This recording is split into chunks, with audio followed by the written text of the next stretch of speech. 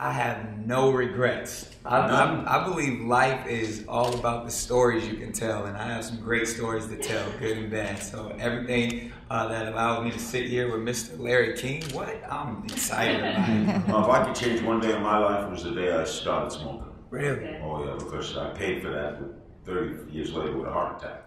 No idea what lupus nephritis is. I was like, I don't even know Lupe Fiasco like that.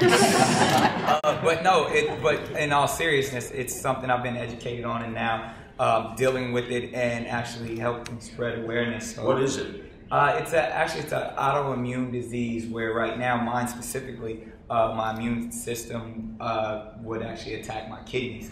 You're active with the Kidney Foundation. Yes, sir. The kidney walk that I'm excited about. TeamNickCannon.com. Anybody wants to help support me on the kidney walk, October 14th. Is it life-threatening? Right now it's not, and I would never confess that it will be. I'm working past it. I'm working through it. I'm a strong believer in faith, and it was scary at the top of the year, but I'm 100% now. Where do you see the state of hip-hop being in the next 10 years from a social media perspective and multimedia? Man, I'm so in love with hip hop right now, just because of the reason that you said it. Because of the beauty of social media and online content, a kid who can make a song in his bedroom and become the biggest hip hop star in the world. We've seen it happen time and time again in the past few years, and I believe it's going to be even easier. So we have some questions. I promised the folks on the live stream and on Twitter and on our social networks. That we're all being on Twitter now? Yeah, you guys are live now, and so I just wanted to make sure that that they got their questions in there. So one of the questions they had is, for Larry was if you could go through sort of the technology that you've been working with from the beginning of your career up to now, just that evolutionary history. Let me explain something. Unlike him, maybe, or a lot of others, I always wanted to be on the radio.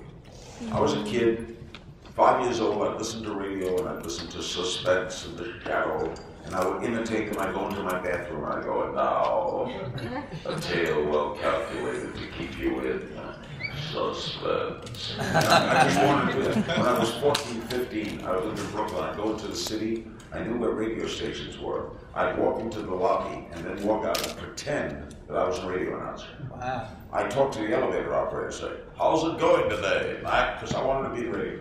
So I never thought about technology. I don't know how radio works. When I got a job, I started as a disc jockey, and then the rest is history. I still don't know how I could sit in a studio, talk on a microphone, and someone 700 miles away could hear it. I don't know how that works. I don't know how a telephone works. I know that it works. I don't know how it works.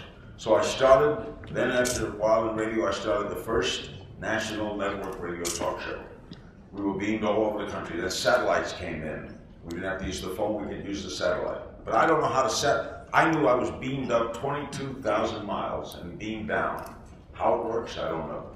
Then came television, and now I'm on CNN, and now it's seen around the world. This still little kid who dreamed of being on radio is now being seen in Bermuda and in South Africa, and that happened to me. But it's still, to me, I'm asking questions. The transmission is different. Now I'm on the internet. I don't know how the internet works. I don't know where it is. For example, we're on something now, right? We're going through some wave, some sound wave. We're going into people's homes. We could be in Russia now, right?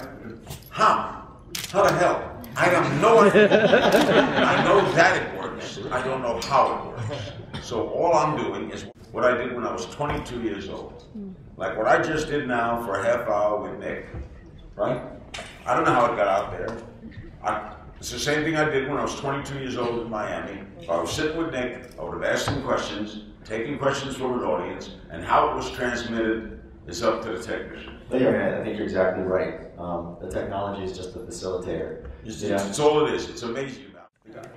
I tell you who's weird to me. The guys who work in the Apple store. They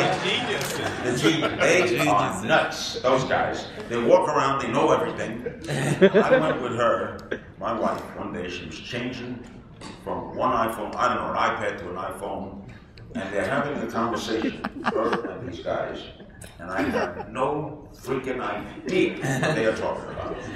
One guy came over to when you said, "Can I help you?" I said, "Yeah, like a ham and cheese." I have no idea what they do.